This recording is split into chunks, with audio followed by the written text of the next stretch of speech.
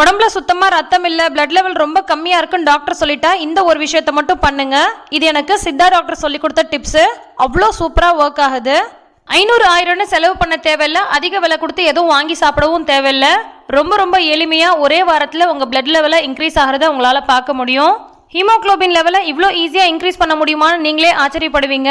இது எப்படி செய்யறதுன்னு பார்க்கலாம் வாங்க. அஸ்ஸலாமு அலைக்கும், வெல்கம் டு ஆஸ் தமிழ். நான் உங்க சாய்ரா ஆஷிக். உடம்புக்கு தேவையான ரத்தத்தை அதிகரிக்கக்கூடிய இந்த தேநீர் செய்யறதுக்கு 2 பொருட்கள் தான் தேவை. ஒன்று கருவேப்பிலை, இன்னொன்று முருங்கைக்கீரை. இந்த தேநீர் தினமுமே குடிக்கலாம் அல்லது ஒரு நாள் விட்டு ஒரு நாளும் குடிக்கலாம். ரத்தம் ரொம்ப கம்மியாக இருக்கவங்க ஒரு வாரம் இதை குடிச்சிட்டு போய் டெஸ்ட் எடுத்து பாருங்க, உங்க பிளட் லெவல் நல்லா இன்க்ரீஸ் ஆயிருக்கும். ரத்த சோகையை நீக்கி உடம்புக்கு தேவையான ரத்தத்தை ஊற வைக்கக்கூடிய தன்மை கொண்டது இந்த கருவேப்பிலை. இப்போ ஒரு பாத்திரத்தை அடுப்பில் வச்சுட்டு இதில் நம்ம ஒரு கைப்பிடி அளவுக்கு கருவேப்பிலை சேர்த்துக்கலாம். ரத்த சோகை காரணமாக நிறைய பேருக்கு கொத்து கொத்தா முடி கொட்டும். அந்த மாதிரி முடி கொட்டுற பிரச்சனையும் இது சரி பண்ணும்.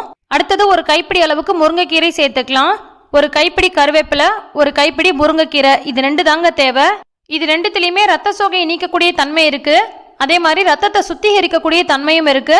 ரத்த உற்பத்தியை வேகமா அதிகரிக்கக்கூடிய தன்மையும் இருக்கு. கருவேப்பிலை முருங்கைக்கீரை 2த்தையுமே சேர்த்தாச்சு. இது கூட கொஞ்சமா முருங்கை கொழுந்தோட அந்த காம்புகள் இருக்கு இல்லையா, அதையும் சேர்த்துக்கலாம். முருங்கைக்கீரையில எந்த அளவுக்கு சத்து இருக்குதோ அதே அளவு சத்து இந்த மாதிரி சின்ன சின்ன காம்புகள்லையும் இருக்கு, அதையும் சேர்த்துக்கோங்க. அப்படியும் சேர்க்கலாம் அல்லது கொஞ்சமா இடிச்சு விட்டு கூட சேர்க்கலாம். பொதுவாக நம்ம எல்லா உணவுலேருந்துமே கருவேப்பிலையை ஒதுக்கி வைப்போம். அதனால நமக்கு அதில் இருக்கக்கூடிய சத்து முழுசாக கிடைக்காது. ஆனால் இதில் நம்ம வெறும் கருவேப்பிலை முருங்கைக்கீரை 2 மட்டும்தான் சேர்த்து பண்ணுறோம். அதனால இதனுடைய மருத்துவ குணம் நமக்கு முழுசாக கிடைக்கும். இது கூட 4 டம்ளர் அளவுக்கு தண்ணி சேர்த்துருக்கேன். இது ஒரு 15 நிமிஷம் போல் மிதமான தீயில நல்லா கொதிக்கணும்.